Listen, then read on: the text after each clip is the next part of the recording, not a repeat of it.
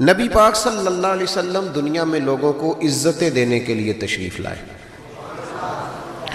قرآن مجید نے کہا کہ اے محبوب اپنے غلاموں سے یہ فرما دو کہ قل ان کنتم تحبون اللہ، ان سے فرماؤ اگر یہ اللہ سے محبت کرنا چاہتے ہیں فاتبعونی، تو آپ کی پیروی کریں۔ پتہ شان کیا ملے گی؟ یحببکم اللہ، اللہ ان سے محبت فرمائے گا۔ نبی پاک صلی اللہ علیہ وسلم کی ادھر دیکھیں میری طرف، ہم نے تقریروں کو اب تقریریں کیونکہ رہ بھی ماشاءاللہ سبحان اللہ کے لیے گئی ہیں، کئی میری طرح کے لوگ کہتے ہیں مجھے مزہ نہیں آیا اونچا سبحان اللہ کہو، تو میں کہتا ہوں خدا کے بندے تیرے مزے کے لیے سبحان اللہ کہا تو ثواب ہی کوئی نہیں ہونا، کیونکہ اللہ کا ذکر جب تک اللہ کی رضا کے لیے نہ کیا جائے اس وقت تک اجر ہی نہیں ہوتا۔ تو تجھے نہ بھی مزہ آئے تو پھر بھی سبحان اللہ تب بھی کہنا جب اللہ کی رضا کے لیے ہو، اس لیے کہ عبادت الہی میں غیر کا تصور تو ثواب ضائع کرتا ہے، لیکن موج ہے نا۔ تو آپ تھوڑی دیر توجہ کریں، بچوں کو میں نے عرض کیا تھا کہ آپ اشارہ کریں گے تو بچے بیٹھ جائیں گے، غور کریں۔ اللہ فرماتا ہے محبوب جو تیری غلامی کرے گا وہ میرا محبوب بن جائے گا۔ نبی پاک صلی اللہ علیہ وسلم نے لوگوں کی عظمتیں بیان کی ہیں۔ انسان خوبی اور کمزوری کا مجموعہ ہوتا ہے، خوبی اور کمزوری دونوں چیزیں ہوتی ہیں۔ ہمیں بھی حضور نے حکم دیا، جامع ترمذی میں، نسائی میں، طبرانی میں، تینوں جگہ حضرت انس بن مالک کی حدیث موجود ہے۔ حضور نے فرمایا اذکروا محاسن موتاکم، جب تم میں سے کوئی فوت ہو جائے تو اس کی اچھی اچھی باتوں کا ذکر کیا کرو، اس کے محاسن بیان کرو۔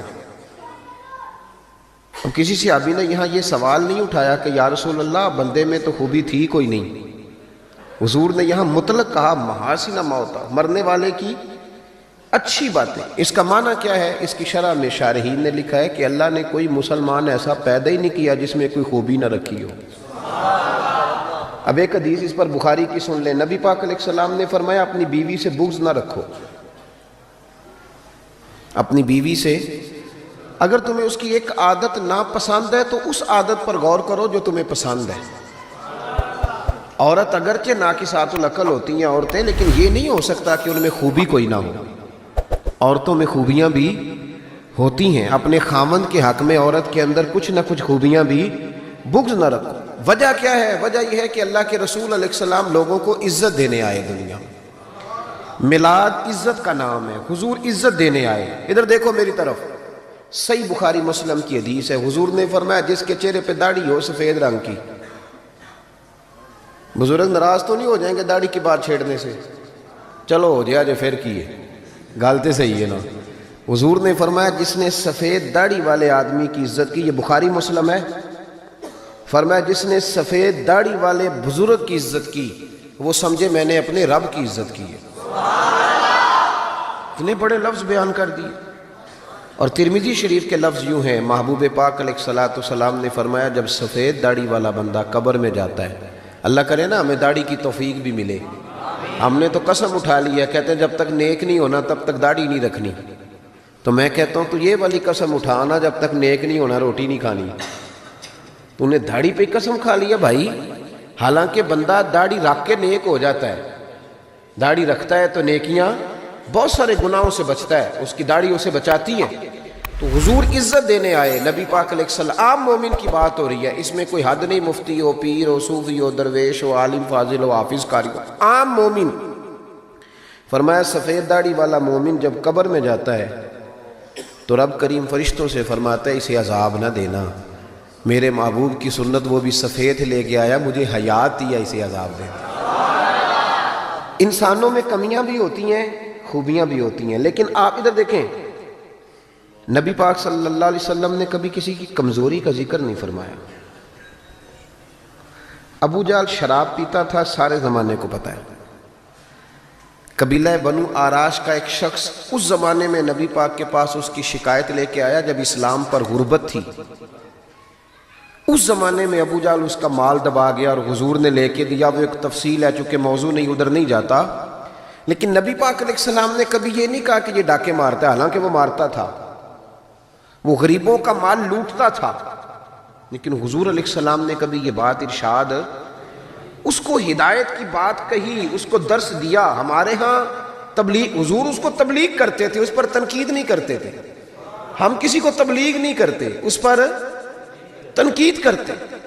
حالانکہ ابو جہل حضور کی ذاتی زندگی پر اعتراض کرتا تھا، معاذ اللہ، وہ کہتا تھا جادوگر ہیں، کاہن ہیں، معاذ اللہ تعالیٰ یہ حکمرانی کرنا چاہتے ہیں، یہ سردار، یہ ساری باتیں وہ کرتا تھا.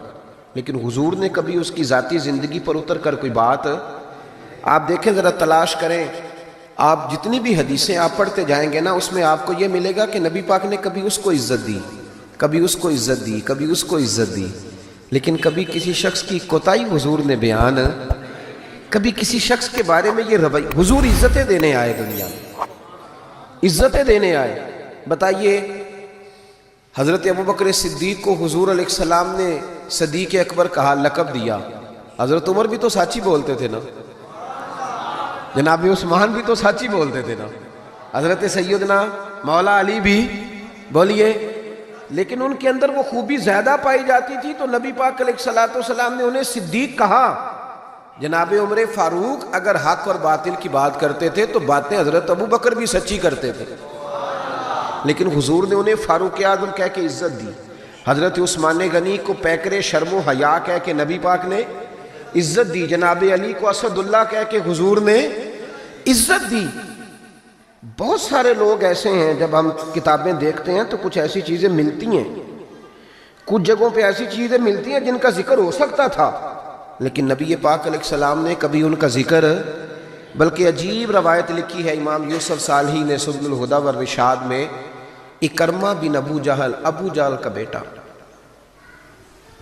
یہاں تو اللہ تعالیٰ خیر فرمائے، دادی کا ظلم نہیں لوگ بھولتے، پردادی کا. بیبیاں کہتی ہیں تہاڈی دادی جو کرتی تھی کدی تہانوں دسا نا، بھائی وہ تو اب چلی گئی بیچاری، اب تو کوئی فائدہ نہیں بتانے کا، بات ختم ہو گئی.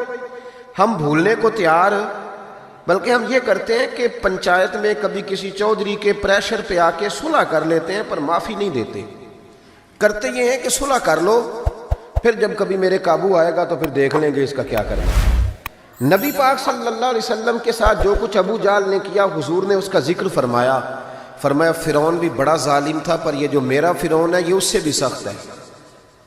فرعون سے سخت کہا ابو جہل کو. لیکن جب اکرمہ بن ابو جہل نے کہا نا میں کلمہ پڑھنا چاہتا ہوں، ناراض نہ ہونا، ہم عزت نہیں دے پا رہے. جو 99 خوبیاں ہیں لوگوں کی وہ چھپ جاتی ہیں، پر ایک خامی ساری دنیا دیکھتی ہے. یہ ہمارے اندر کی وہ کمزوری ہے جس نے ہمارے علماء اور مشائخ اور بزرگوں تک کو معاشرے کے اندر بدنام کر دیا ہے. ہم نے وہ ایک خامی تو دیکھی، پر اس شخص کی ساری زندگی کی خوبیاں چھوڑ دی. تیری نظر ایک خامی پہ گئی ہے، اس کا مطلب ہے تیرا اس مکھی سے تعلق ہے جو صرف گند پہ بیٹھتی ہے، پھول اسے نظر ہی نہیں آتا. ہماری ہر محفل میں جب کوتاہیاں ڈسکس ہوں گی تو پھر دنیا میں اچھا کون بچے گا؟ رسول کریم عزت دینے آئے.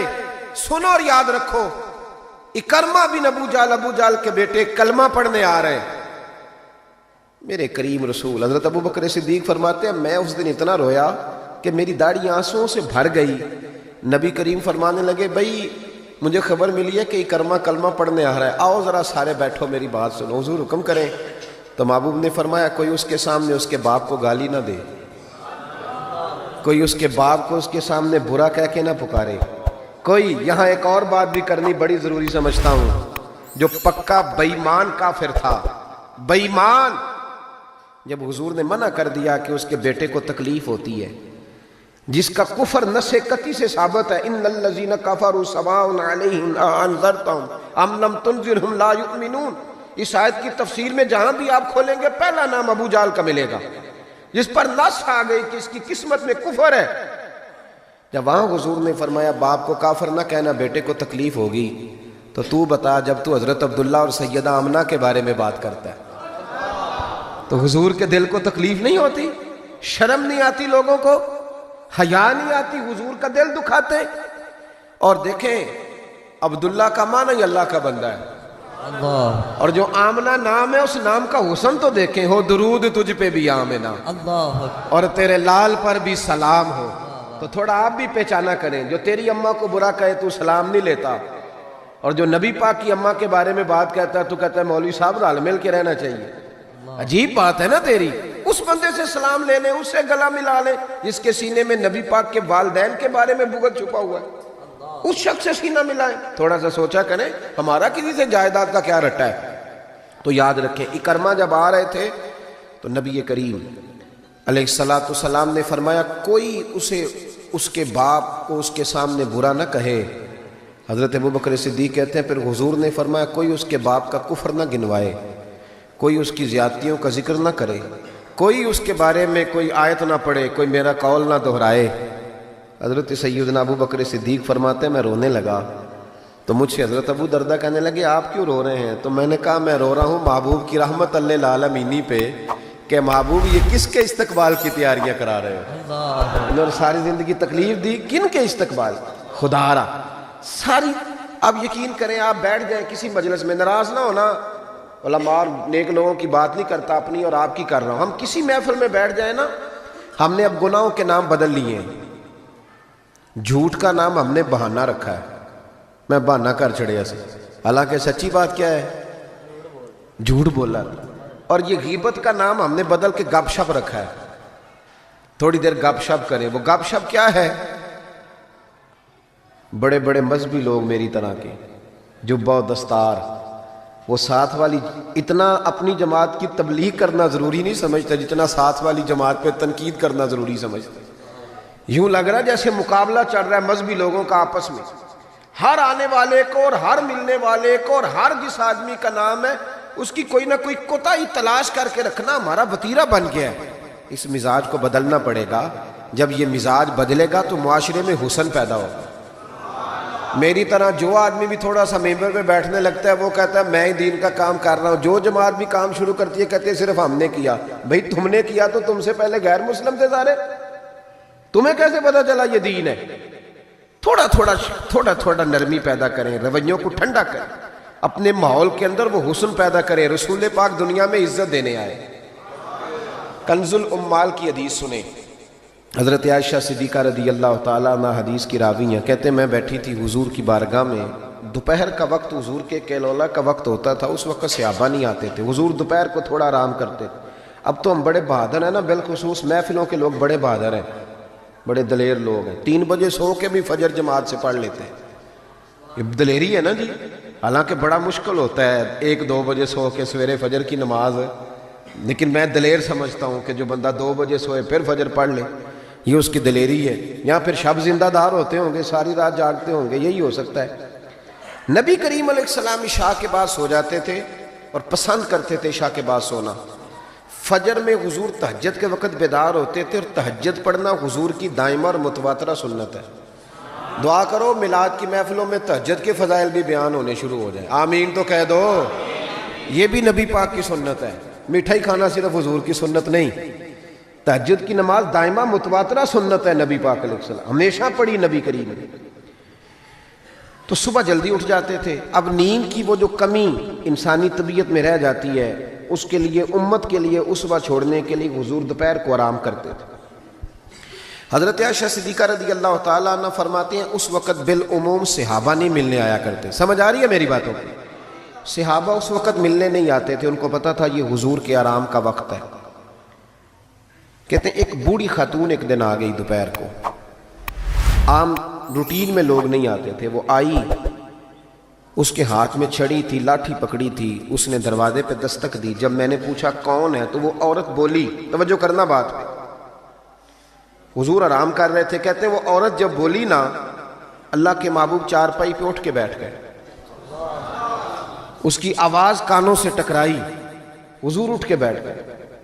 دروازہ کھولا، وہ خاتون اندر آئی تو بڑی دنیا آتی تھی، پر جس انداز میں نبی پاک نے اس کا استقبال کیا ایسا کم ہوتا تھا۔ حضور کھڑے ہو گئے، پھر محبوب پاک نے بٹھایا، پھر حضور علیہ السلام کی میں آنکھوں کا حسن اور روشنی دیکھ کے اندازہ کر رہی تھی کہ اس کے آنے سے حضور بڑے ہی زیادہ خوش ہیں، نبی پاک بڑے خوش ہیں۔ اللہ کے محبوب نے کھجوریں دیں، سرکہ دیا، دیر تک حضور ان کی باتیں سنتے رہے۔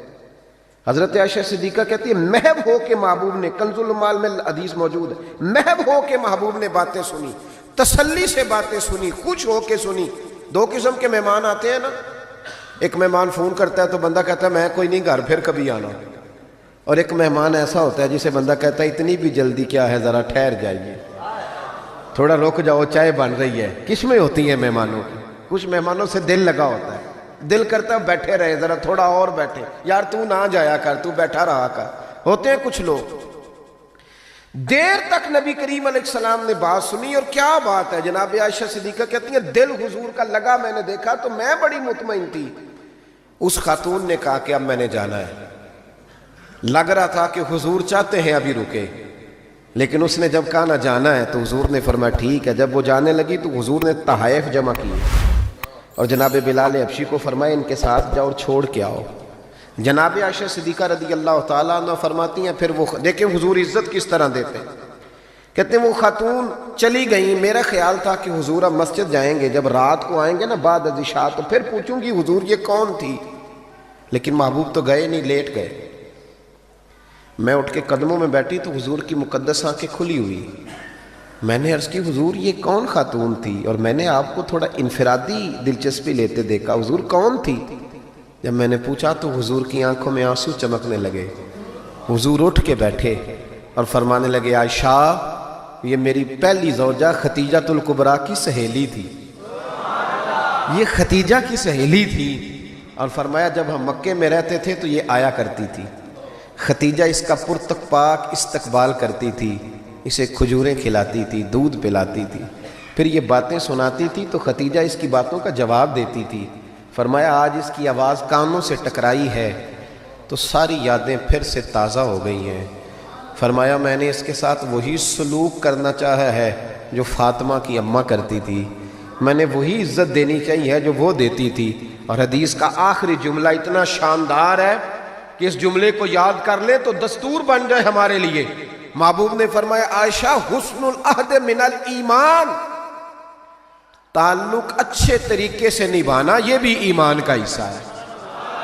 حسن العہد من الایمان، اچھے طریقے سے تعلقات نبھانا، وعدے نبھانا، عہد نبھانا یہ بھی ایمان کا حصہ ہے۔ بھائیو حضور نے عزت دی، نبی کریم نے وقار دیا، حضور ہر آنے والے کو عزت دیتے، احترام کرتے۔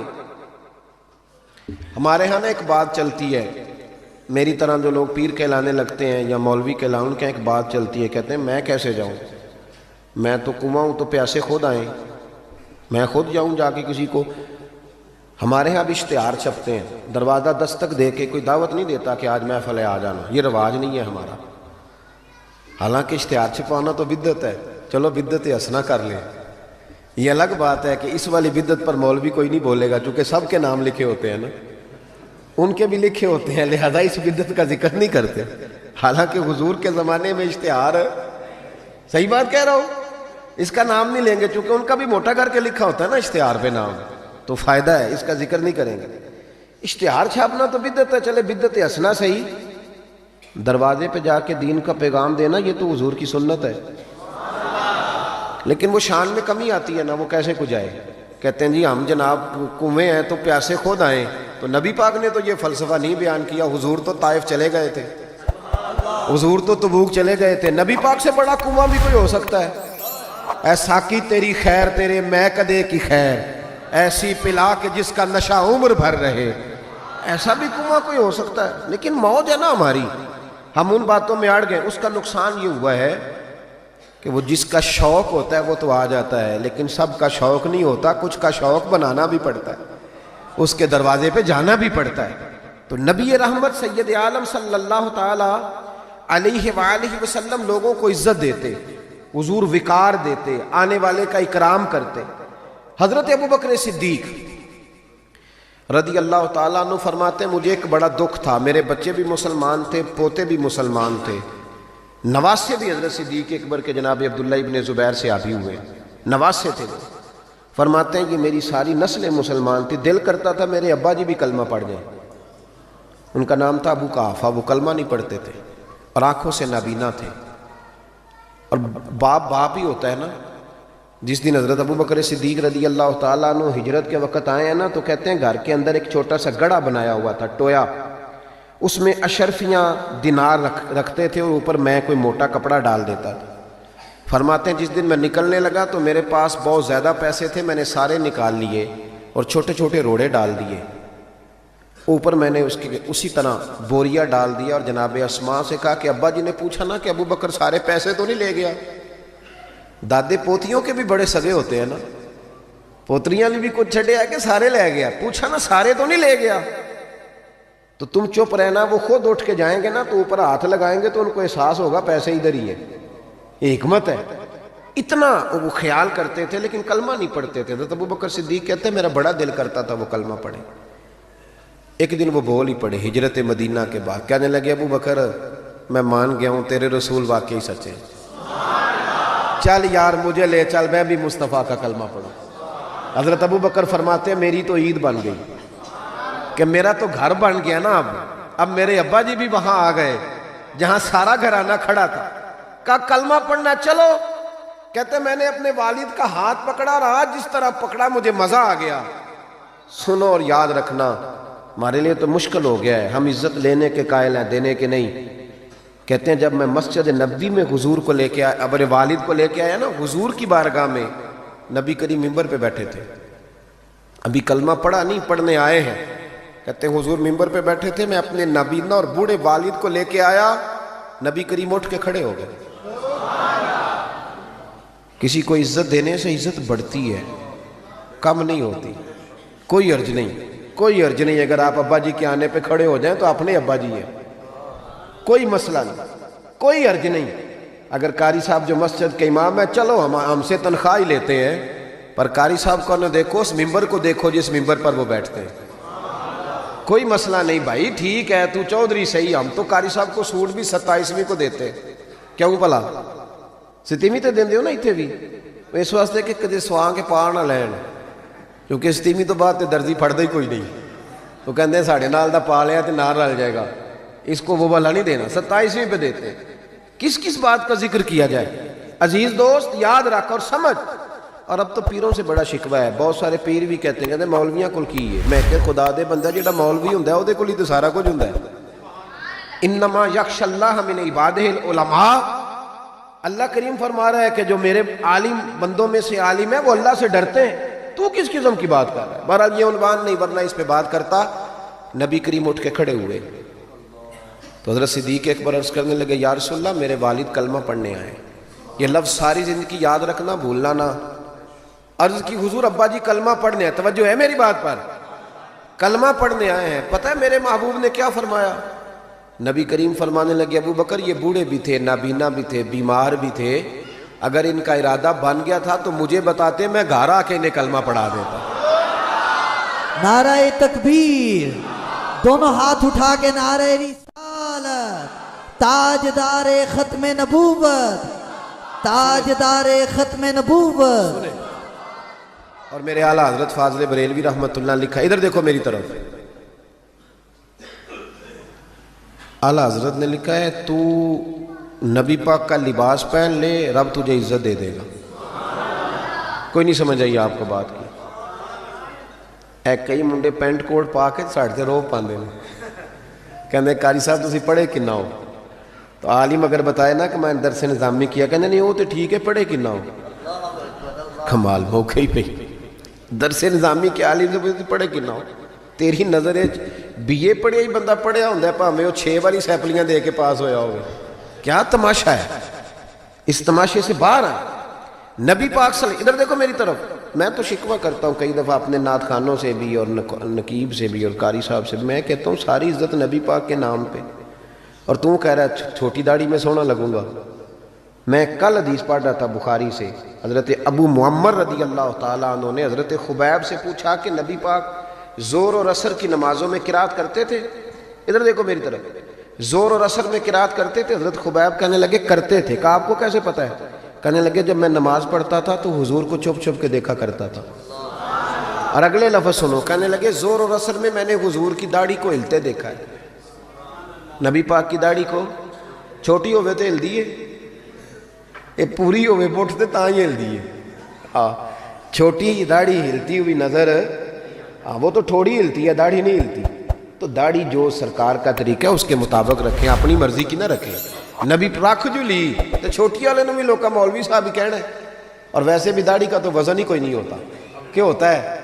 یہ وجود کا حصہ ہے، جسم کا حصہ ہے۔ حسن ہوتا ہے. حضرت صاحب ہمارے وزن تو نہیں ہوتا پر داڑھی کا حسن ہوتا ہے. سبحان اللہ. اعلیٰ حضرت فرماتے ہیں تو حضور کا لباس پہن لے. نبی پاک کا ایک بڑی خوبصورت بات لکھی ہے آپ نے ملفوظات میں. فرماتے ہیں اورنگزیب عالمگیر بڑا سیانہ بادشاہ تھا. فتاوی عالمگیری 500 علماء کو بٹھا کے لکھوائی اورنگزیب عالمگیری. اور ملا جیون رحمۃ اللہ علیہ جو تفسیرات احمدیہ جنہوں نے لکھی ہے ان کا شاگرد بھی تھا، مرید بھی تھا. اور حضرت ملا جیون رحمۃ اللہ علیہ فرماتے ہیں دیکھیں کسی کی سابقہ زندگی اور ہے لیکن جب وہ بدلا تو پھر کیا بدلا. فرمانے لگے کہ ایک دن فجر کی بارش تیز ہو رہی تھی تو میں فجر کی نماز میں لیٹ ہو گیا تو میرے دل میں اچانک خیال آیا پتہ نہیں کو مسجد میں آیا بھی ہوگا کہ نہیں آیا ہوگا. لیکن فرماتے ہیں جب میں پہنچا تو وقت کا بادشاہ اورنگزیب عالمگیر مجھ سے پہلے پہنچا ہوا. تو میں نے کہا بادشاہ تو بغیر آج سپاہیوں کے آ گیا. کہنے لگے میرے دل میں خیال آیا کہ کہیں اللہ کا گھر سونا نہ رہ جائے. سپاہی بھی نہیں چل رہے تھے جو کہ بارش تیز تھی. یہ ذوق تھا. اورنگزیب کے پاس ایک بندہ آ گیا کہنے لگا بادشاہ میں مداری ہوں، بہروپیہ ہوں، میں روپ بدل کے دکھاؤں گا تجھ سے انعام لوں گا. اس کو اعلیٰ حضرت نے لکھا ہے اور بھی کئی لوگوں نے لکھا ہے روپ بدل کے دکھاؤں گا تو انعام لوں گا. اورنگزیب کہنے لگا کہ مجھے نہیں تو دھوکہ دے سکتا. وہ تو پاکستان کے بادشاہ ہے نا جن کو بعد میں سمجھ آتی ہے بنا کیا ہے. کہتے پتہ ہی نہیں چلا، تحقیق کریں گے تو پتہ کریں گے. فوراً کمیٹی بن جاتی ہے. پھر وہ کمیٹی کدھر جاتی ہے یہ بھی اللہ ہی بہتر جانتا ہے وہ کس کھاتے میں کمیٹی جاتی ہے. تو اورنگزیب عالمگیر سے کہنے لگا میں روپ بدل کے دکھاؤں گا، اگر آپ نہ پہچان سکے تو انعام لوں گا. اس نے کہا چلو ٹھیک ہے تجربہ کر لو، میں بڑا انعام دوں گا. اورنگزیب ایک دن سفر پہ نکلنے لگے جہاد پہ تو فقیر آیا کرتے تھے بادشاہوں سے مانگنے. اس نے بھی منہ ساری مونچھیں اور داڑھی صاف کر لی اور چہرے پہ سیاہی مال لی، کپڑے پھٹے پرانے پہن لیے. بادشاہ گھوڑے پہ گزرنے لگا تو بھکاریوں نے اپنے اپنے پیالے آگے کیے. اس نے کسی کو 5 روپے دیے، کسی کو 2 روپے دیے. جب بہروپی آیا تو اورنگزیب نے 10 روپے دیے. کہنے لگا تیرے آنے جانے کا کرایہ میں نے تجھے پہچان لیا، کچھ کر کے آ اگر کچھ کرنا ہے تو. تھوڑے دن کے بعد بادشاہ نے کہا کہ میں نے فوجی بھرتی کرنے ہیں، دوڑ لگانے والے لڑکے چاہیے. اس نے بھی ذرا مونچھیں بڑی کر لیں اور لڑکوں کے بیچ دوڑ لگانے لگا. بادشاہ نے کہا وہ جو نوجوان دوڑ رہا ہے اسے بلاؤ. اس کو بلایا تو کہنے لگا یہ 10 روپے لے، تیرے آنے جانے کا کرایہ میں نے پہچان لیا. کچھ دنوں کے بعد بادشاہ نے کہا ٹیچر چاہیے بھرتی کرنے ہیں. تو اس نے بھی جنا کیپ پہن لی. سمجھ لیں مثال دے رہا ہوں. اچکن شچکن شیروانی پہن لی، چھڑی پکڑ لی، مونچھیں بڑھا لیں. آ گیا 2-3 بندوں کا انٹرویو ہوا. اس کی باری آئی تو اورنگزیب کہنے لگے 10 روپے دے لے اور نکل جا، میں نے تجھے. دلیل کیا ہے؟ حضور نے فرمایا اتقوا فراست المومن فإنه ينظر بنور اللہ او کما قال نبی صلی اللہ علیہ وسلم. رواہ ترمذی. محبوب فرماتے ہیں مومن کی فراست قلبی سے ڈرو، وہ اللہ کے دیے ہوئے نور سے دیکھا کرتا ہے. بادشاہ پہچان لیتا. قصہ مختصر کے 2 سال بیت گئے. بس بات بھی سمیٹ رہا ہوں میں اپنی. 2 سال بیت گئے. 2 سال بادشاہ ایک سفر پہ جا رہا تھا. فوج ساتھ تھی، 10,000 کا لشکر تھا. ایک پہاڑی کے پاس سے بادشاہ گزر رہا ہے تو بادشاہ نے دیکھا کہ ترچھی سی چٹان ہے، پہاڑی ہے تو لوگ جا بھی رہے ہیں آ بھی رہے ہیں. یہاں کیا ہے؟ انہوں نے کہا جی ایک درویش بابا بیٹھا، لوگ دعائیں کراتے ہیں. پرانے سارے لوگ یہ اللہ والوں کو مانتے تھے. یہ ڈائریکٹ والے ابھی آئے ہیں، سارے اللہ والوں کو مانتے تھے. اورنگزیب عالمگیر کہنے لگا میں بھی اچھے کام جا رہا ہوں، میں بھی دعا نہ کرا لوں. بڑی بادشاہ آپ کو پتہ ہے نازک مزاج ہوتے ہیں. ہمارے ہاں تو پیر اور پیر زادے بھی بڑے نازک مزاج ہوتے ہیں. 6 لوگوں نے ٹیشو پیپر پکڑے ہوتے ہیں پیر صاحب کے بیٹے کے. 4 آدمیوں نے جوتے. پھر یہ شہزادہ کیسے جہاد کرے گا؟ اسی لیے اس کو تھوڑی سی گرمی لگتی ہے تو فٹافٹ مان جاتا ہے، کسی میدان میں کھڑا نہیں رہ سکتا. اس کے لیے مشکل ہوتا ہے. عام دام برسرے مطلب وہ بادشاہ بڑی مشکل سے بوڑھا بھی ہو گیا، نازک مزاج بھی تھا. اوپر چڑھا پہاڑی پہ. جب اوپر گیا تو پوچھا جناب ملنا ہے پیر صاحب سے. انہوں نے کہا لائن لگی ہوئی ہے، تو بھی لائن میں لگ جا.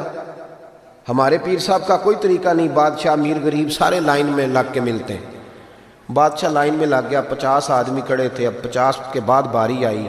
عطایات کی حالت میں بابا جی کے آگے بیٹھ گیا. بابا جی کا جبہ کبا دستار. میں جہاد کے لیے جا رہا ہوں. بزرگوں نے ہاتھ اٹھائے، دعا مانگی. پھر 2-3 نصیحتیں بھی کر دیں کہ بیٹا دیکھنا اگر کسی وجہ سے خدا نہ خواستہ ناکامی ہوئی تو مایوس نہ ہونا، کامیابی ملی تو تکبر نہ کرنا. اور تھپکی دی. بادشاہ الٹے قدم جب غار سے نیچے اترا تو پلو جھاڑ کے کھڑا ہو گیا. کہنے لگا آج نہیں نہ پہچانا تو نے, لا میرا انعام, آج نہیں نہ پہچانا. بادشاہ کہنے لگا آج تو مروا دیا یار تو نے, کہاں میں چڑھا کہاں میں رکا, تھک گیا, گرمی کتنی ہے. بہرحال مزہ آیا, اورنگزیب کو دھوکہ دیا, مزہ تیرا پورا آیا. بتا تو کیا لے گا. ہیرے جب سب سے قیمتی ہوتے تھے نا وہ بادشاہ اپنے تاج میں لگوایا کرتے تھے. کہنے لگا وہ جو تیرے تاج میں ہیرے لگے ہیں نا وہ چاہیے. بادشاہ نے کہا یار تو نے اورنگزیب کو دھوکہ دیا, بات بہت بڑی ہے, وہی مل جائیں گے. اس نے تاج اتار کے بیروپیے کے قدموں میں رکھا اور کہنے لگا یہ تو نے مانگا ہے نا, میں جہاد سے واپس آتا ہوں تو دوبارہ آنا, اپنی مرضی سے بھی تجھے دوں گا. تو نے حد کر دی. جب اس نے دیا اور بادشاہ نے رخ پھیرا تو بیروپیے نے آواز دی. کہنے لگا بات سن یار. بادشاہ نے چہرہ بدلا تو کہنے لگا اپنا تاج لے جا, ضرورت نہیں.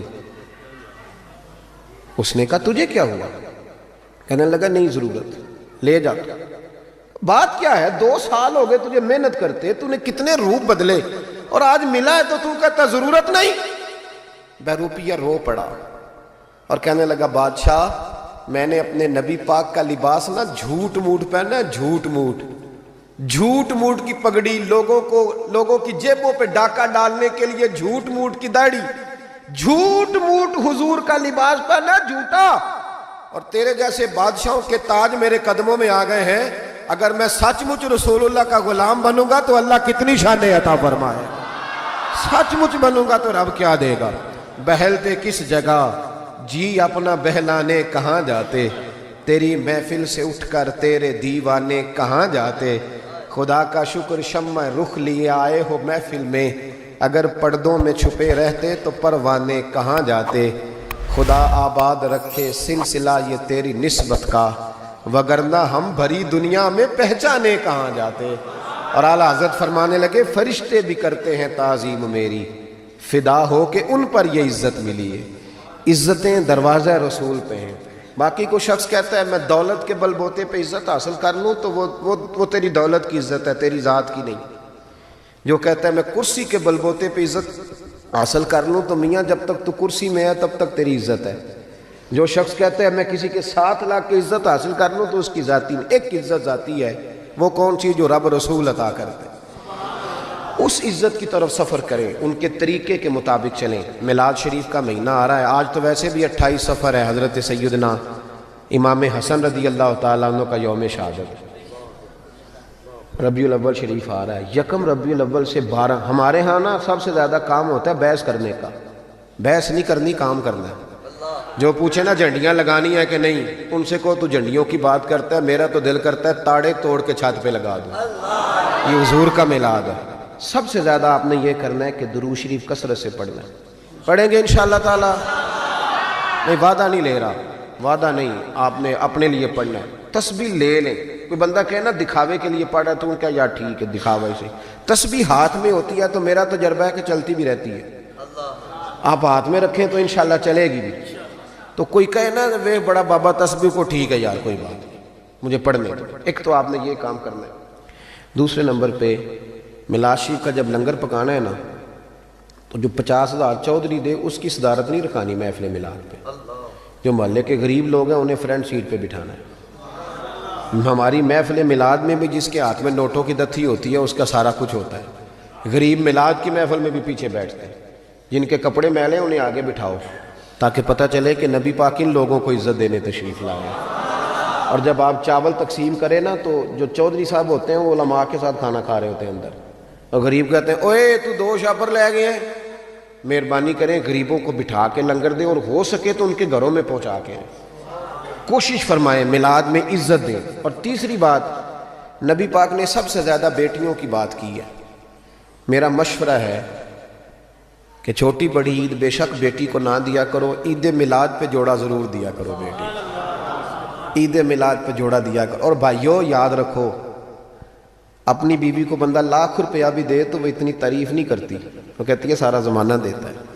بہن کو بندہ 600 کا جوڑا دیا ہے نا کبھی جا کے تو وہ رو کے قبول کرتی اور کہتی ہے میرا بھائی بڑا نیک ہے, میرا خیال کرتا ہے. عید میلاد پہ حضور نے بیٹی کو اور بہن کو اس عید پہ آپ نے قبل از وقت جانا ہے 12 ربیع الاول شریف سے پہلے، اور جا کے عید دے کے آنی ہے بہنوں اور بیٹیوں کو، اور بتانا ہے کہ اس لیے عید دینے آئے ہیں کہ رسول پاک نے میلاد پہ سب سے زیادہ بات بیٹی اور بہن کی۔ انسانوں کا معاشرہ انسانیت والا معاشرہ تب بنتا ہے جب وہاں اخلاقی پختگی اور اخلاقی بلندی آ جاتی ہے۔ اللہ تبارک و تعالی اس معاشرے پر بڑی رحمت کرتا ہے جہاں لوگوں کے اندر درگزر ہوتا ہے، خودداری ہوتی ہے، معاف کرنے کا جذبہ ہوتا ہے، سچ بولنے کا شوق ہوتا ہے، لوگ صرف وہ والا رزق کھاتے ہیں جو ان کے لیے حلال ہو۔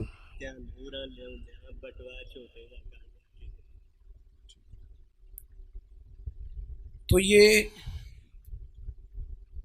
اخلاقی بلندی جس سوسائٹی میں آ جاتی ہے وہاں خود بخود سکون پیدا ہو جاتا ہے۔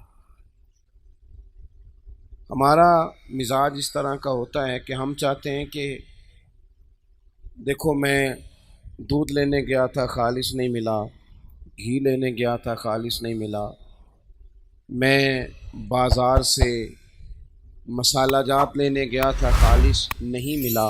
یہ ہمارا مسئلہ نہیں۔ ہمارا مسئلہ اس دن حل ہوگا جس دن جو کام میں کرتا ہوں وہ میں صحیح کر کے کرنا شروع کر دوں گا۔ آپ یہ ڈیمانڈ چھوڑ دیں کہ سارے لوگ فلاں فلاں فلاں فلاں فلاں ٹھیک ہو جائے، آپ جو ایک کام کرتے ہیں وہ صحیح کر کے کرنا شروع کر دیں، اپنے کام پر توجہ دینی شروع کر دیں۔ آپ اگر کچھ اور نہیں بیچتے صرف دودھ بیچتے ہیں، آپ دودھ خالص دینا شروع کر دیں، امید ہے گھی والا بھی خالص دینا شروع کر ہی دے گا۔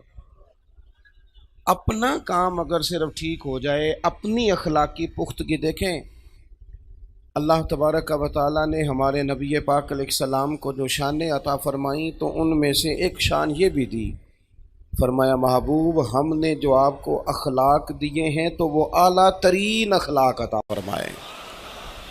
وَإِنَّكَ لَعَلَىٰ خُلُقٍ عَظِيمٍ، اے محبوب علیہ السلام ہم نے آپ کو خلق عظیم کا مالک بنایا۔ اور یہ اخلاق کا بلند ہونا اتنا زیادہ ضروری ہے کہ نبی پاک صلی اللہ تعالیٰ علیہ وسلم نے فرمایا ہے قیامت کے دن میرے زیادہ قریب وہ شخص ہوگا جس کے اخلاق زیادہ اچھے ہوں گے۔ جو اخلاقاً مضبوط آدمی ہوگا وہ قیامت میں میرے، اللہ کرے آپ موبائلوں پہ توجہ کم دے اور میرے اوپر زیادہ دے، آمین تو کہہ دیں، دعا مانگی ہے میں نے۔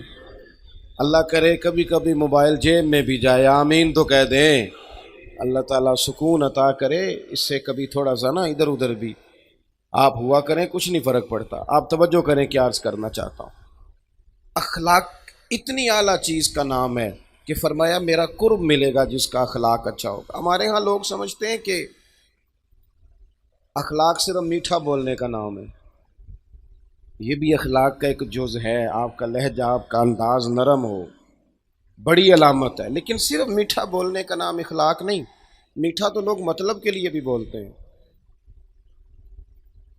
اخلاق اور ہوتا ہے، ٹریننگ اور ہوتی ہے، ان دونوں چیزوں میں فرق ہوتا ہے۔ جہاز کا جو عملہ ہوتا ہے نا وہ ٹریننگ یافتہ ہوتا ہے، ان کی تربیت ہوتی ہے کہ تمہارے پاس پیسنجر 14,000 والا بھی ہو نا، وہ جو آدمی جہاز پہ ڈیوٹی کر رہا ہے ہو سکتا ہے اس کی تنخواہ 2 لاکھ سے زیادہ ہو، اور مسافر جو چڑھا ہے وہ 14,000 کی ٹکٹ لے کے بیٹھا ہے کسی ڈومیسٹک فلائٹ پہ، تو اس کو حکم ہے کہ تو چاہے اس سے زیادہ پڑھا لکھا ہے اور زیادہ مالدار ہے پر تو نے بولنا اخلاق کے ساتھ ہے، جی جی کرنا ہے۔ دکاندار جو اچھا سیل مین ہوتا ہے وہ کبھی تلخ نہیں بولتا، کبھی نہیں۔ آپ کپڑا لینے چلے جائیں تو وہ جا کے آپ نے اس سے کہا کہ جناب کپڑا دکھائیں، 2 4 5 نہیں وہ 10 تھان کھول دیتا ہے۔ آپ نے کہا نہیں نہیں وہ یہ نہیں، میں تیرے پاس ہے ہی نہیں جو مجھے چاہیے، تو کہتا نہیں میں نے کچھ پیچھے بھی رکھے ہوئے ہیں، ادھر سے بھی وہ نکال کے لاتا ہے۔ پھر بھی آپ نے اس کے ساتھ سخت بات ہی کی کہ تجھے کہا تھا نا کہ تیرے پاس وہ نہیں ہے جو مجھے چاہیے، تو پھر بھی وہ ناراض نہیں کرتا، وہ کہتا ہے میں نے نا کچھ دنوں میں مال اور لانا ہے، آئیے گا میں آپ کا مطلوبہ بھی آپ کو دے دوں گا۔ لیکن جب آپ دکان کی سیڑھیاں اتر جاتے ہیں نا تو پھر وہ اصل بات کرتا ہے، پھر وہ اصل بات کرتا ہے، پھر وہ کہتا ہے کہ سوٹ انہیں ایک لینا ہے، نخرو تکو دے کنے نے۔ اب جو اس نے بات کی وہ امام باقر رضی اللہ تعالیٰ عنہ سے کسی نے کہا کہ یہ بندہ جب اس نے عہدہ لینا تھا نا، جب اس نے ایم پی اے بننا تھا، مثال دے رہا ہوں، جب ایم این اے بننا تھا تب تو یہ کچھ اور تھا، اب یہ بدل گیا ہے۔ تو امام صاحب فرمانے لگے نہیں، یہ عہدہ لینے کے لیے بدلا ہوا تھا، بعد میں اپنی اصل جگہ پہ آ گیا ہے۔ اس وقت بدلا تھا جب اس کو چاہیے تھی، تمہاری ضرورت تھی، کوئی ضرورت نہیں ہے، پسینے والا آدمی نہیں اچھا لگتا ہے ایم پی اے صاحب، لیکن اب مجبوری ہے نا اس کی۔ وہ رات کو جب تنہائی میں اپنے ووٹروں کے ساتھ، خاص لوگوں کے ساتھ بیٹھتے ہیں تو وہ تبصرے کرتے ہیں، کہتے تک کو یار کڈا مشکل کام ہے، ریڑھی والے دے بھی تردے کرنے پہنتے۔ یہ مخلص نہیں ہوتے الا ماشاء اللہ، مخلص ہو تو انداز اور ہو۔ میری بات کی سمجھ آ رہی ہے آپ حضرات؟ اخلاق اس بات کا نام ہے ہی نہیں کہ آپ صرف میٹھا بولتے ہیں۔ سنو میرے جوانوں، یاد رکھنا، اخلاق صرف میٹھا بولنے کا نام نہیں، اخلاق سچ بولنے کا نام ہے۔ آپ سچ بولیں، آپ صحیح بات کریں۔ میرے نبی پاک صلی اللہ تعالی علیہ وسلم سے پوچھا گیا کہ مومن بزدل ہوتا ہے؟ فرمایا ہو جاتا ہے کبھی۔ یا رسول اللہ مومن کنجوس بھی ہوتا ہے؟ فرمایا کبھی یہ غلطی پیدا ہو جاتی۔ یا رسول اللہ مومن جھوٹ بھی بولتا ہے؟ اللہ کے رسول نے فرمایا نہیں، میرا کلمہ پڑھنے والا جھوٹ نہیں بولا کرتا۔ یہ اخلاق ہے کہ آپ سچ کتنا بولتے ہیں۔ ہم نے تو اخلاقی طور پر اتنا اپنے آپ کو کمزور کر لیا کہ رشتوں کی بنیاد جھوٹ پہ۔ کیوں اتنی تعریفیں کی آپ نے اپنے بیٹے کی؟ رشتہ کرتے وقت کیوں اتنی تعریفیں کی؟ اتنا آپ نے اونچا کر دیا، اور بعد میں تعریفیں کرنے والا والد کیا کہہ رہا ہے؟ تعریفیں کرنے والی اماں کیا کہہ رہی ہے؟ جی میں تے آپ بڑا سمجھانی ہے، میری بھی نہیں سنتا۔ تو رشتہ کرتے وقت تو آپ کہہ رہے تھے کہ یہ ولی ہے وقت کا، اب آپ کیا کہہ رہے ہیں؟ جھوٹ کی بنیاد پر رشتہ قائم ہوتا ہے۔ بچی والے بھی اسی طرح کا جھوٹ سچ بولتے ہیں۔ پھر جھوٹ بولنے والے تو اپنے اپنے کمروں میں ہیں، لیکن ان کے لیے جو آپ نے جھوٹ کی بنیاد باندھی تھی وہ ساری زندگی اذیت بن گئی، اس نے پریشان کر دیا، توڑ کے رکھ دیا، چند راتیں بھی سکون کی نہ گزر سکیں۔ اخلاق یہ ہے کہ آپ سچ بولیں، اخلاق یہ ہے کہ آپ کی زبان کبھی بھی کسی کو مس گائیڈ نہ کرے، آپ کا لہجہ کبھی بھی اس طرح کا نہ ہو جس سے نفاق چھلکے۔ آپ جو کہہ رہے ہیں آپ اس کے مطابق خود اپنے آپ کو ڈھالیں، آپ کے لہجوں میں آپ صحیح بات کریں۔ ہمارے ہاں بڑے بڑے باغ خواب دکھائے جاتے ہیں، بڑا بڑا کچھ کہا جاتا ہے۔ میں سیرت کا ایک حوالہ دیکھ رہا تھا، نبی پاک صلی اللہ تعالی علیہ وسلم سے نا طائف کے ایک سردار نے کہا بڑے بڑے سبز باغ نہ دکھائیں یہ۔ میں اکثر پیران عظام کی خدمت میں بھی ادب سے گزارش کرتا رہتا ہوں کہ مریدوں کو دین بتاؤ، کرامتیں نہ سناؤ، ورنہ خود الجھ جاؤ گے بڑے، پھر وہ کرامت پہ کرامت مانگیں گے۔ میں نا یہاں سے کراچی جا رہا تھا تو لاہور ایئرپورٹ پہ ہی مجھے کچھ تکلیف ہے، زیادہ گرمی برداشت نہیں کر پاتا، میرا وجود، مجھے الرجی ہے۔ تو وہ مجھے کہنے لگے کہ حضرت یہاں گرمی بڑی شدید ہے، تو آپ تشریف تو لا رہے ہیں اور آپ کی طبیعت، تو میں نے کہا اللہ سے دعا کرتے ہیں نا اللہ بارش عطا کرے، ٹھنڈ ہو جائے۔ تو ہمارا جہاز لینڈ کیا ہی تھا کہ وہاں بارش ہو رہی تھی، تو وہ نا ٹیلی فون پہ ایک دو کو بتانے لگ گئے کہ حضرت صاحب نے دعا کیا تو آتے ہی بارش ہو گئی۔ میں کیا ان ہور نہ کسی نے دسی، یہ مسئلہ خراب نہ کر دینا، ایسا نہ ہو کہ یہ تو اللہ کی حکمت کا تقاضا تھا، ہو گئی اس کی حکمت تھی، دعائیں قبول کرتا ہے، میرے جیسے گناہگاروں کی بھی کرتا ہے، اس کی رحمت پہ امید ہے، جب مانگے وہ دیتا ہے اپنے فضل سے۔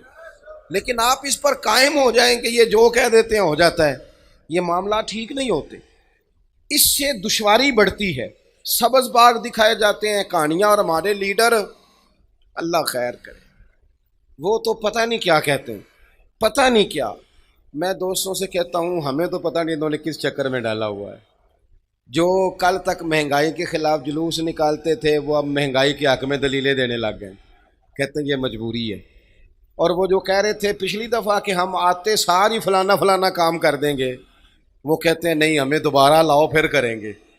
اور نہ اس طرح کریں، آپ قوم کو سیدھی بات بتائیں کہ خزانے میں کیا ہے، کتنا وقت لگے گا، کس طرح کر کے چیزیں۔ میں لوگوں کے اندر تلخی بڑھ گئی ہے، میں دیکھتا ہوں کہ اب تو اس طرح لگتا ہے کہ جیسے کپڑے پھاڑیں گے ایک دوسرے، یوں محسوس ہوگا جیسے ماحول میں شدت بڑھا دی ہے۔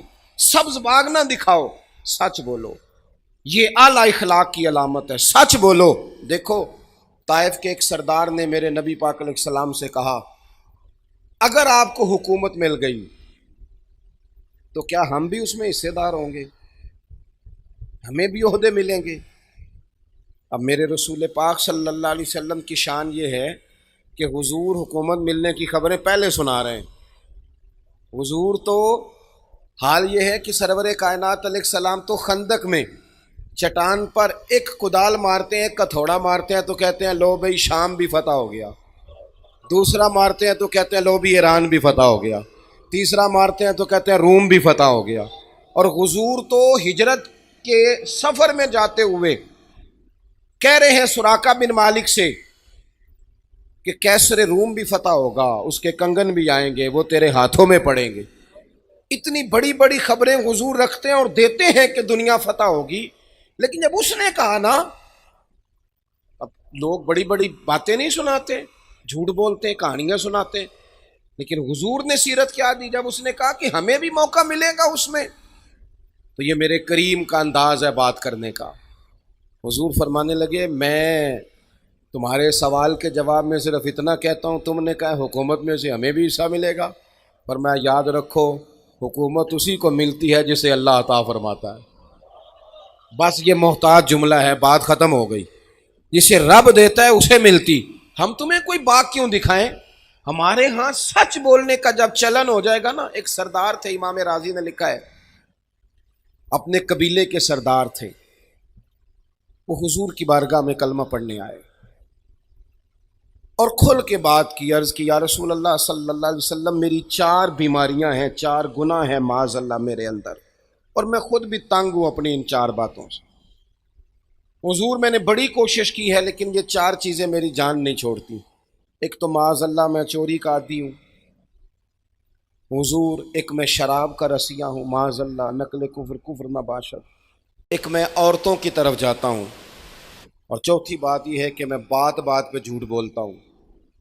حضور میں چھوڑ نہیں سکتا، اور شیدائی ہوں کہ آپ کا کلمہ بھی پڑھ جاؤں۔ تو میرے کریم فرمانے لگے دیکھو یہ میرے محبوب کا انداز ہے، تیری صورت تیری سیرت زمانے سے نرالی ہے، اور تیری ہر ایک ادا پیارے ادائے بے مثالی ہے۔ کیا خوبصورت انداز ہے بات کرنے کا، ککھ سواد نہیں مشری اندر، اساں کھنڈا بھی چکھ ڈٹھیاں، اینا ساریاں شیواں نالوں تے گلاں سجن دیاں مٹھیاں۔ کیا انداز ہے حضور نے نا۔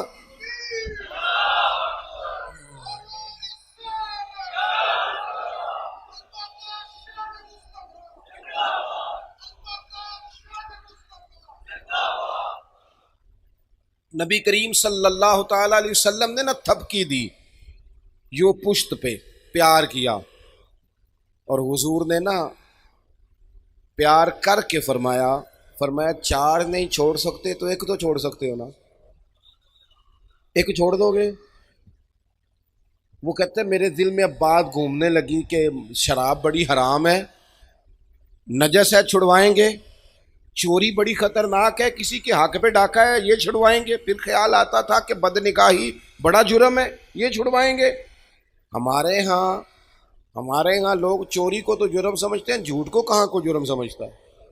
سیانے بندے سے پوچھے نا کہ جھوٹ بولا تو کہتے نہیں وہ تو سیاسی بات کی تھی، تو ختم ہو گئی۔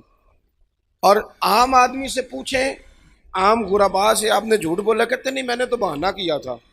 بھئی آپ نے جھوٹ بولا تھا، بس آپ نے جھوٹ کا نام بدل کے بولا ہے وہ جھوٹ ہی۔ اور میں آپ کو بتاؤں، کسی مجبوری میں کبھی کسی نے اپنے بیٹے سے کہا ہوگا، مجبوری میں کسی کے پیسے دینے ہوں گے، کوئی بندہ ویسے تنگ کرتا ہوگا، کسی مجبوری میں ایک دفعہ کہہ دیا پتر اسے جا کے کہہ میں گھر کوئی نہیں، ایک دفعہ آپ نے کہا، شاید مجبوری میں کہا ہو، پھر ساری زندگی آپ روئیں گے کہ پتر میرے ساتھ تو سچ بولنا، تو لاہور جاتا ہے تو بیٹا مجھے لاہور کا بتا، روتا ہے باپ، لیکن وہ ایک دفعہ آپ نے جھوٹ کی عادت ڈالی وہ زندگی بھر جاتی نہیں۔ تھک گئے منت کر کر، یہ اتنا بڑا اخلاقی جرم ہے وہ تاجر کہتے ہیں، وہ سردار کہتے ہیں میرے دل میں خیال تھا کہ ان 3 برائیوں میں سے کوئی چھڑوائیں گے۔ حضور نے فرمایا تو اس طرح کر، جھوٹ بولنا چھوڑ دے، جھوٹ نہیں بولنا، جو بولنا ہے سچ بولنا، جھوٹ نہیں بولنا۔ کہتے ہیں میں تو سمجھتا تھا یہ شاید سب سے چھوٹا جرم ہے، اور حضور نے فرمایا جھوٹ چھوڑ دے۔ کہتے ہیں میں نے کہا جی ہو گیا وعدہ، پڑھ لیا کلمہ، گھر آ گیا، شراب کے قریب گیا تو دل میں خیال آیا اگر شراب پی کے مسجد میں جاؤں گا اور کسی صحابی نے بو سونگ کے کہا کہ شراب پی ہے، جھوٹ تو بولنا نہیں اور سچ بولوں گا تو شرمندہ کتنا ہوں گا کہ یہ حالت لے کے حضور کی بارگاہ میں آیا۔ کہتے ہیں اٹھائی بوتل دیوار سے دے ماری، پھر کسی کا مال رات کو نظر پہ آ گیا۔ ابھی مجھے صاحب بتا رہے تھے کہ ابھی آتے آتے بھی کسی کا بٹوا چوری ہو گیا۔ دیکھو کتنی کو دیر کھائے گا کو بندہ، اگر کسی نے کسی کا موبائل لے لیا، پیسے لے لیے، کتنی وہ ملا رومی کہتے ہیں کہ چور تھا تو اس کا بیٹا کہنے لگا کئی دنوں سے فاقہ ہے ابا جی تو چوری کرنی ہے۔ اس نے کہا وہ جو سامنے گھر ہے نا یہاں دیا جل رہا وہاں سے چوری کر لا۔ کہنے لگا ابا جی اتنے مالدار تو نہیں ہے۔ کہنے لگا پتر کچھ نہ کچھ مل ہی جاتا ہے، میں نے کئی دفعہ چوری کی ہے۔ تو اس کا بیٹا کہنے لگا ابا تو نے وہاں کئی دفعہ چوری کی ہے، تیرے گھر دیا نہیں جلا لیکن وہاں تو آج بھی جل رہا ہے۔ کبھی ناجائز پیسوں سے بھی دیے جلے ہیں، کبھی چوری کے پیسوں سے بھی دیے جلے، ایسا بھی کبھی ہوا؟ کبھی نہیں ہوتا۔ یہ نہیں ہو سکتا کہ آپ کسی کے بچوں کا حق مار کے اپنے گھر لے آئیں اور پھر آپ کا بچہ بڑی تعلیم حاصل کر جائے، اخلاقی بلندی لے جائے۔ یہ کیسے ہو سکتا ہے کسی کے بچے بے سکون ہوں اور آپ اپنے گھر میں سکون سے سو جائیں؟ آپ جائز پیسے لائیں تاکہ گھر میں پیسے بھی آئیں اور سکون کی نیند بھی آئے، تاکہ وہ مال آئے جو ذہن کو کھولے، کند ذہن نہ بنائے۔ کہتے ہیں کہ میں چوری کے قریب جانے لگا تو خیال آیا اگر صبح لوگوں نے پوچھا چوری کی تو نہیں تو جھوٹ تو بولنا نہیں نا، اور سچ بولوں گا تو بنے گا کیا؟ کہتے ہیں تینوں کام گئے، پھر میرے دل میں خیال آیا میں اس عورت کی طرف بڑا جہاں میں جاتا تھا، اس رستے جا رہا تھا تو ایک جگہ تو یوں بھی لکھا ہے کہ اس نے پوچھا مسلمان تو نہیں ہو گئے؟ سنا ہے مسلمان ہو گئے۔ اور ایک یہ ہے کہ کہتے ہیں جاتے ہی دل میں خیال آیا اگر وہ پوچھے گی مسلمان ہو گئے ہو، اگر کہوں گا ہاں پھر کیا بنے گا؟ مسلمان ہو کے یہ کام کرتا ہوں، اور اگر کہوں گا نہ تو جھوٹ تو بولنا ہی نہیں نا۔ حضور نے منع کیا ہے، فرماتے ہیں میرے باقی تینوں بھی چھوٹ گئے۔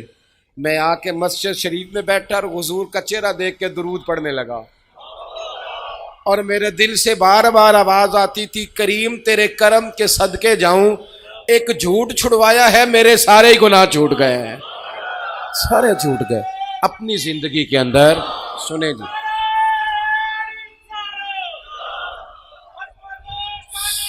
سنیں، اللہ آپ کو جزا دے، مجھے موقع دیں، وقت کم ہے۔ ایک تو سچ بولیں، اپنے گھر آ کے بھی سچ بولیں، اپنی گھر والی کے ساتھ بھی سچ بولیں۔ رشتے پیسوں سے نہیں ہوتے، اعتماد سے ہوتے ہیں۔ سچائی والی زندگی گزاریں۔ دوسرا حضور نے ہمیں ایک اخلاق بڑا سکھایا، وہ یہ ہے کہ رزق ہمیشہ پاک صاف کھائیں۔ رزق ناپاک ہو نا، رزق ناپاک ہو تو وہ بیماری لائے نہ لائے بے سکونی ضرور لاتا ہے، بے قراری ضرور لاتا ہے۔ امام شافعی رحمۃ اللہ تعالیٰ علیہ کی خدمت میں جب کسی نیک آدمی کے گھر سے کھانا آتا تھا نا حلال رزق، تو امام صاحب زیادہ کھاتے تھے۔ لوگ کہتے تھے حضور آپ روٹین سے زیادہ کیوں کھاتے ہیں؟ کہتے ہیں یار یہ رزق اتنا حلال ہے، جہاں جہاں جاتا ہے نور ہی بنتا جاتا ہے۔ اور آپ دیکھیں کہ جو حرام لقمہ ہوتا ہے نا، پیسے زیادہ نہیں ضروری ہوتے، پیسے برکت والے ضروری ہوتے۔ پیسے زیادہ ہوں لیکن ان میں برکت نہ ہو تو پتہ ہی نہیں چلتا، لاکھوں آئے تھے اللہ جانے کدھر گئے۔ لیکن وہ برکت والے ہوں نا، برکت والے، تو کلو کھجوریں دی تھی نبی پاک نے حضرت ابو ہریرہ، اور کہا تھا دیکھنا نہ اندر کیا ہے، بس کھولتے رہنا کھاتے رہنا۔ فرماتے ہیں حضور کا زمانہ ظاہری بھی ساری کھائی، حضرت ابو بکر کے دور میں بھی ساری کھائی، حضرت عمر کا زمانہ 10-11 سال کا نکالتا رہا اور کھاتا رہا، اب تنگی یہ داماں پہ نہ جا اور بھی کچھ مانگ، کھاتا رہا۔ وہ تو حضرت عثمان غنی کے زمانے میں وہ برتن گم ہو گیا، ورنہ رزق تھوڑا ہو برکت والا ہو، وہ دور اچھا تھا یار۔ جب اماں سویرے سالن دے کے کہتی تھی کہ ہور نہیں ملنا دوجیاں نو بھی دینا ہے، وہ دور اچھا تھا۔ جب اماں رات کو کہتی تھی نا کہ اتوں لیاؤ نہ کڈ کے اور رات دیا روٹیاں تھوڑا جہا پانی لائیے تے انہاں نو گرم کریے، رزق ضائع نہیں کریے، وہ بڑا اچھا زمانہ تھا۔ جب ابا جی کہتے تھے لو پترو بچیو میں تانوں پڑھولے چ دانے پاتے جے تے ماں تہاڈی مرتبہ نے 4 پاتا جے، ہن تانوں پرواہ، کتنا اچھا تھا دور، بخار ہی نہیں چڑھتا تھا، لوگ دیر تک پتہ ہی نہیں چلتا تھا کوئی بیمار ہو گیا، اعلیٰ غذائیں، ہوٹل سجے ہوئے، برگر کی دکانیں سجی ہوئی، پیزے آ رہے ہیں، لیکن تلخیاں ہیں کہ جان نہیں چھوڑتی، سکون ہے کہ قریب نہیں آتا، بے ہنگم سوسائٹی، بکھرا اور الجھا ہوا معاشرہ، حلال اور طیب روزی۔ پتہ ہے رزق حرام نقصان کیا کرتا ہے؟ او میرے دوستو میں بات کہنے لگا ہوں، خدا را ضائع نہ کرنا۔ پتہ ہے رزق حرام نقصان کیا کرتا ہے؟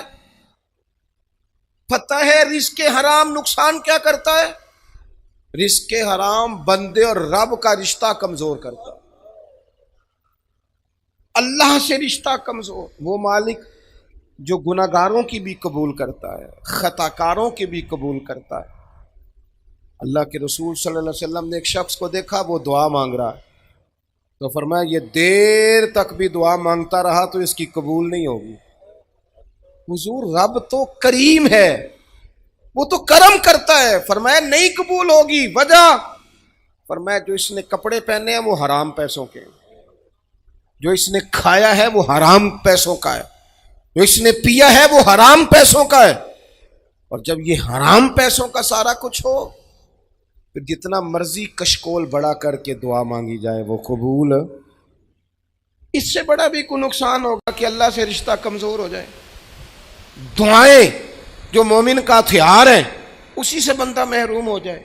لقمہ حلال طیب، ہمارے ہاں ترتیب بدل گئی ہے، ہم رزق کے معاملے میں او بھائی اگر گوشت مردار جانور کا ہو کھا لیں تو الٹی آ جاتی ہے نا جی، وہ کسی نے کان میں کہا کہ مردار ہے، تو اگر 5 لاکھ حرام ہو تو پھر بھی الٹی آنی چاہیے۔ اگر 20 لاکھ حرام کا ہو تو وہ ہمارے ایک دوست کہا کرتے تھے کہ عجیب کرائیٹیریا ہم نے بنایا ہے، عجیب ہم نے میرٹ بنایا ہے۔ ایک شخص نے ایک مہنگا جوتا کہیں گرا ہوا دیکھا، 1 پاؤں ملا اسے، مہنگا جوتا تھا، تو وہ اس نے شور کیا یہ کس کا ہے، یہ کس کا ہے، یہ کس کا ہے؟ تھوڑا سا وہ ڈھونڈ رہا ہے یہ مالک کون ہے، اس کا ڈھونڈ رہا ہے، تھوڑا سا آگے گیا تو اسے جوتے کا دوسرا پیر مل گیا، پھر اس نے مالک ڈھونڈنا بند کر دیا۔ اس طرح کا تقویٰ نہ اختیار کریں، آپ دیانت کے ساتھ اپنی زندگی گزاریں۔ تیسری اور آخری بات جو آپ سے بڑی گزارش کرنی ہے آپ کی خدمت میں، پھر بات کو سمیٹنا ہے، ایک تو سچ بولیں، رزق حلال کھائیں، اور دوسرا دوسروں پر زیادہ توجہ نہ دیں، اپنے اوپر زیادہ توجہ دیں۔ ہمارے صاحب رحمۃ اللہ علیہ فرمایا کرتے تھے کہ جب تقریریں کرنے لگ جاتا ہے نا بندہ، واعظ و نصیحت کرنے لگ جاتا ہے، لکھنے لگ جاتا ہے، تو اسے کئی دفعہ نا محسوس ہوتا ہے کہ میں کوئی نیک آدمی ہوں۔ مسند امام احمد بن حنبل میں روایت موجود ہے، ایک شخص نے کہا تھا حضرت عمر سے کہ میں تقریر کیا کروں، فرمایا نہیں تو رہنے دے۔ کہا جناب میں نے کتاب و سنت کو پڑھا ہے، تو آپ فرمانے لگے تقریر کرتے وقت کئی دفعہ بندے کو احساس ہوتا ہے کہ میں نیک ہوں، تو یہ بھی تو ایک مسئلہ ہے نا۔ ہم نے نا زیادہ توجہ دوسروں پر دینی شروع کر دی۔ جب انسان کی توجہ اپنے آپ سے ہٹ جاتی ہے نا، کوئی بھی چیز ہے جب تک آپ اس پر توجہ دیتے رہتے ہیں وہ چیز ٹھیک رہتی ہے۔ ہماری توجہ دوسروں پر زیادہ ہو گئی ہے، فلانا کیا کر رہا ہے، فلانا کہاں پہنچ گیا ہے، فلانا کدھر چلا گیا ہے۔ ہماری توجہ جب تک اپنے اوپر تھی تھوڑی سی، ماحول اور تھا. ہمیں سب کا پتہ ہوتا ہے فلانا کیا کر رہا ہے، پیسے کہاں سے کما رہا ہے. کچھ تھوڑی توجہ اپنے اوپر کریں، اپنے آپ سے پوچھیں کہ وہ بھی تو دور تھا نا جب تو پکا نمازی تھا. اپنے آپ سے پوچھیں کہ ایک ٹائم وہ بھی تیرے اوپر گزرا ہے جب تیرا دل بڑا نرم تھا لوگوں کے لیے. سوال کریں اپنے آپ سے کہ وہ دن کدھر گئے جب میرا تہجد پڑھنے کو دل کرتا تھا. رمضان شریف کے دن فضیلت والے ہیں، لیکن احکام جو رمضان میں ہیں وہ رمضان کے بعد بھی ہیں. میری بات کی سمجھ آ رہی ہے؟ رمضان میں ثواب زیادہ ہے، لیکن نماز رمضان میں بھی فرض ہے. رمضان کے میں نے عید کے بعد کہا تھا دوستوں سے، عید سے پہلے بھی کہا تھا، اور راشن ونڈن والے اور لوگوں عیدوں بعد بھی بھوک لگ دیجیے. غریب کو نا بعد میں بھی ضرورت ہوتی ہے. عید گئی ہے، رمضان گیا ہے، عید گزری ہے، تو شادیوں کا سیزن آیا ہے. مسلمان نیکی کریں، جب بیٹی کی شادی کا پیغام آئے تو سستا کر دیں سامان، تھوڑا ریلیف دیں بچی کے باپ کو، تھوڑی آسانی دیں. اپنے اعمال پر توجہ کریں، ساری کی ساری توجہ سامنے والے پر. لوگ تلخ بھی آئیں گے آپ کے پاس، سارے لوگ ٹھیک نہیں آئیں گے، پر آپ نے بندہ دیکھ کے نیکی کرنی ہے کہ رب رسول کو دیکھ کے کرنی ہے. اپنے اوپر تھوڑی توجہ. ہماری توجہ زیادہ دوسروں کی جانب ہو گئی ہے، دوسروں کی جانب.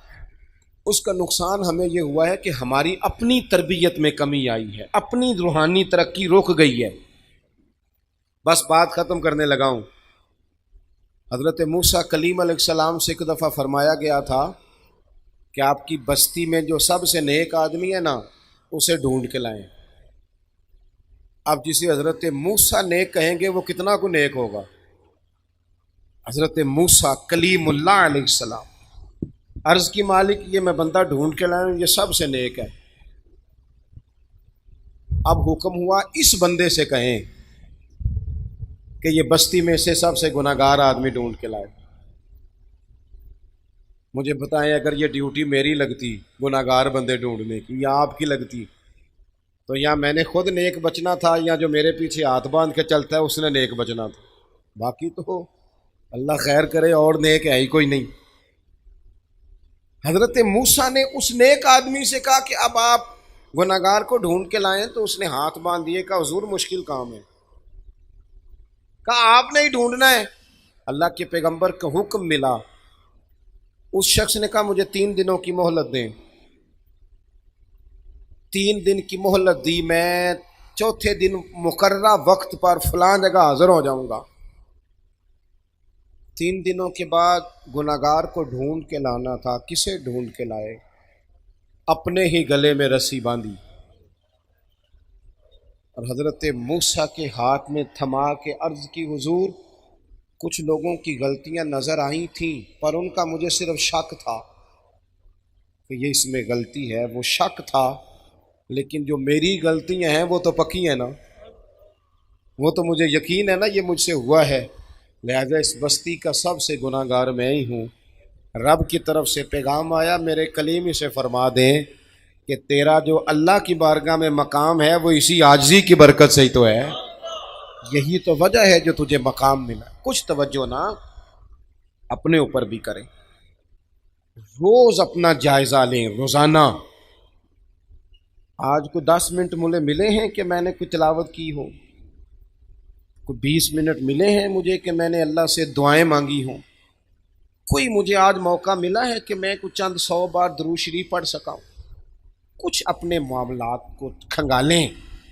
سارا کچھ کر رہے ہیں، پر کچھ بچوں کے لیے ہے، کچھ یاروں کے لیے ہے، کچھ دنیا کے لیے ہے، کچھ دنیا کو دکھانے کے لیے ہے، اور سب سے زیادہ دولت کمانے کے لیے. اپنی روحانی ترقی میں ہم کمزور ہو گئے. اس پر غور کریں گے تو بالیدگی نصیب ہوگی، تعمیر ہونا شروع ہو جائیں گے ہم. اگر آج کی ویڈیو آپ کو پسند آئی ہو تو ہماری اس ویڈیو کو لائک کریں، اپنے پیارے دوستوں کے ساتھ شیئر کریں اور ہمارے چینل کو سبسکرائب کریں. شکریہ.